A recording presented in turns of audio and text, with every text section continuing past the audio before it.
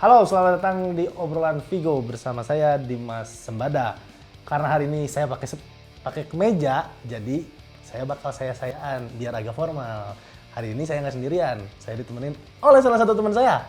Halo Vimania, saya Irman Maulana. Sekarang giliran saya yang nemenin Dimas buat bahas soal hal-hal unik yang ada di dunia sepak bola. Setelah sebelumnya kita banyak bahas hal-hal unik ya dari mulai AFF, terus dramanya oleh Solskjaer, Wanda Wanda Nara, iya Metropolitano. Ya. Wanda itu kan Iya. stadion. Oh, iya benar. Kalau Wanda Metropol itu stadion. Sorry.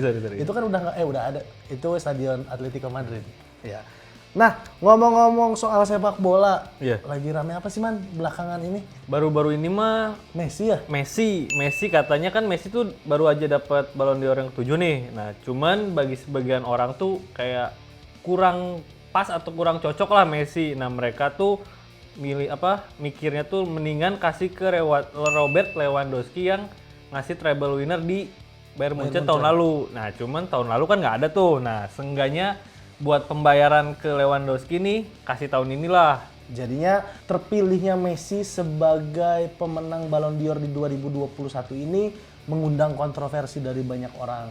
Karena secara statistik juga Lewandowski jauh lebih bagus dibanding Messi. Ya, walaupun Messi juga ngasih trofi Copa America sih, cuman catatan Lewandowski tahun lalu tuh kayak nggak bisa dibiarkan begitu saja lah gitu. Memang sebagian beranggapan bahwa Lewandowski tuh yang layak Banget.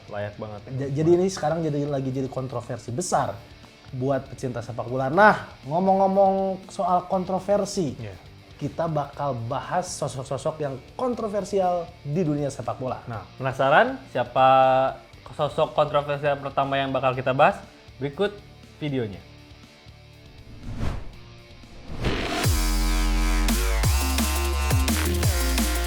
Fakta yang pertama, Eric Cantona. Eric Cantona masih dianggap sebagai salah satu pemain paling legendaris milik Manchester United. Tapi di saat yang bersamaan, Cantona juga dianggap sebagai pemain paling bengal dan penuh kontroversi sepanjang karirnya. Paling terkenal tentu saat Cantona menyerang salah seorang pendukung Crystal Palace dengan tendangan kungfunya pada tahun 1995. Buntut dari kejadian ini, Cantona sempat mendapat hukuman skorsing selama 8 bulan.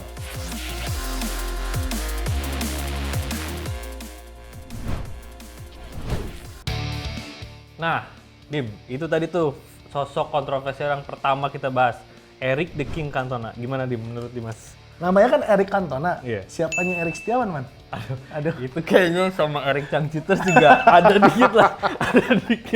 Ada dikit ini. Tapi Eric Cantona ini memang dikenal sebagai bad boy from Prancis. Bener. Emang reputasinya sebagai bad boy udah nggak perlu diragukan lagi. Sosoknya tuh di lapangan mudah banget itu. Kerah, tegep badan kan. Kalau di Indonesia tuh punya Marwal Iskandar.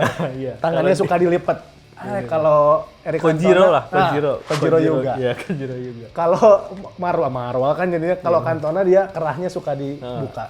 Cuman sebengal-bengalnya Eric Cantona, kata Michael nih, dia cuma nurut sama Alex Ferguson. Wah, emang Alex Ferguson mah kayak pawang dari jadi, pemain-pemain galak. Skill manajerialnya tuh edan banget. Edan banget. Emang Eric Cantona tuh sampai nurut. Kalau sama katanya Eric Cantona itu sempat ke Jogja ya? Sempat ke Jogja ke Malioboro. Oh iya, sempat buka rekaman gitu. Itu Eric Sukamti. Oh iya. Ya lanjut ke ada yang Oke, kalau gitu kedua kita langsung ke fakta yang kedua.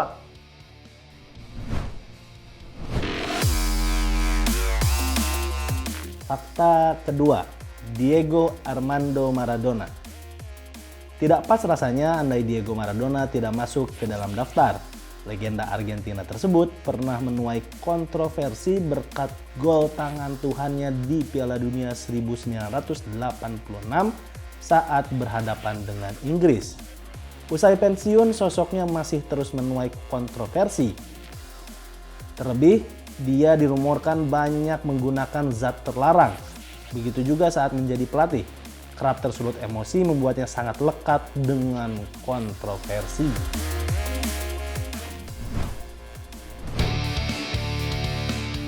Dan itulah tadi soal Diego Armando Maradona.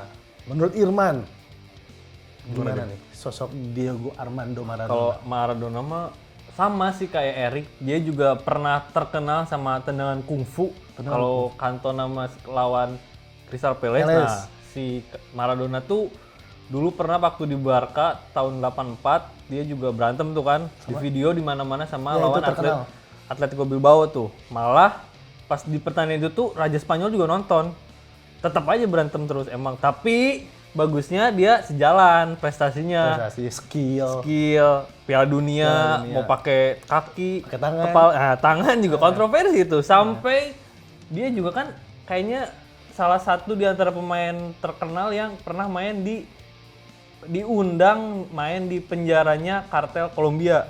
Kalau di tonton orang di Netflix, di Narcos, nah itu. Cuman nggak ada sih. Cuman dia pernah salah satu yang diundang, terus apalagi dianya juga memang sering terlibat dengan obat-obatan. Isunya juga, nah itu karena dia juga sering terlibat di obat-obatan.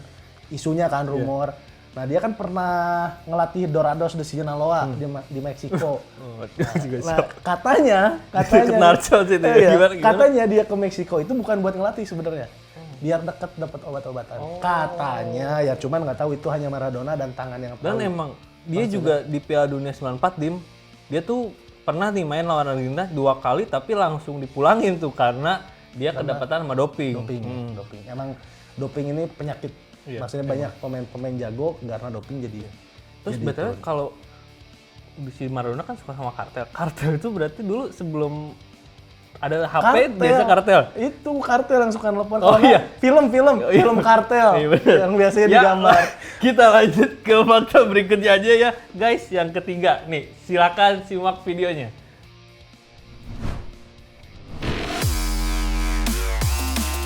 Fakta ketiga, Florentino Perez. Florentino Perez sejatinya bukan presiden klub yang kerap mengundang pembicaraan dari banyak pihak. Tapi keterlibatannya dalam melahirkan Liga Super Eropa membuatnya menuai banyak sorotan hingga sekarang. Bukan cuma masalah Liga Super Eropa saja, Perez sempat menuai kontroversi melalui salah satu gagasannya, yakni saat menilai waktu pertandingan 90 menit terlalu lama dan membosankan. Dia mengharapkan waktu pertandingan yang lebih singkat.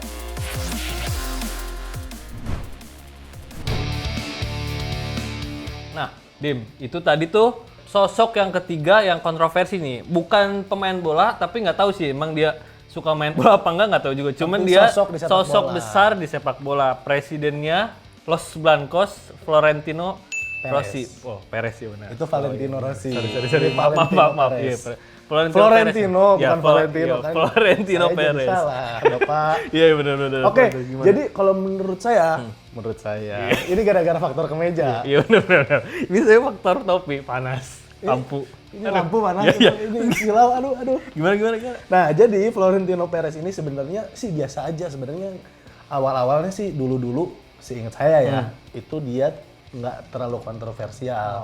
Sebagai presiden bahkan dia cenderung sukses lah, bisa bawa Madrid juara champion gitu, ngedatengin pemain mahal, pemain bintang, dan memang bikin Madrid berjaya gitu. Cuman kontroversialnya ini memang kayak yang tadi disebutin itu muncul setelah gagasan Liga Super Eropa. Bukan Liga Jarum, Liga Super Eropa. Jadi memang bukan yang warna merah kuning itu. Bukan merah kuning. Bukan merah emas ya. Jadi dia memang pengen bikin liga khusus klub-klub top doang, gitu. Yang memang secara modern football yang memang ya mungkin kesana pikirannya, cuman kan buat fans-fans yang pengen lihat klubnya tetap bertarung lawan klub-klub gede kan itu membunuh buat di luar klub-klub gede. Sih. Tiap minggu pertandingan liga aja udah capek, ini tambah lagi kayak gitu. Pemain itu bukan robot. Iya benar. Kalau robot mah Joshua. Iya. Robot.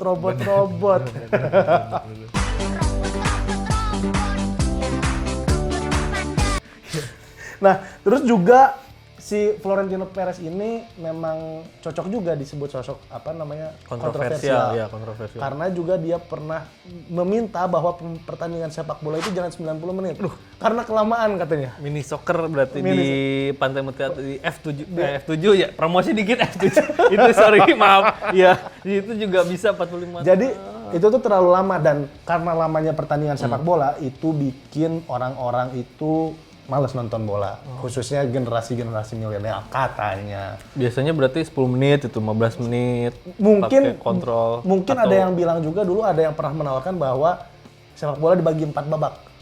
Kayak itu apa? Voli berarti. Yang lempar-lemparan basket. banyak. Baseball juga dilempar, bola juga bisa dilempar jadi handball. Ya itulah, jadi memang kontroversinya karena gagasan-gagasan, bukan karena kelakuan-kelakuan si Perez ini di lapangan. Oh enggak. iya, terus kemarin juga baca di website yang paling terkini bola tuh apa sih? FIFAGol.com. Nah iya, baca di FIFAGol juga Perez katanya kemarin sempat ketahuan ngejelek-jelekin semua tuh. Dari Casillas, Raul, sampai Ronaldo juga katanya sempat terungkap wawancaranya sama media mana, PD Spanyol Media gitu katanya Spanyol, iya.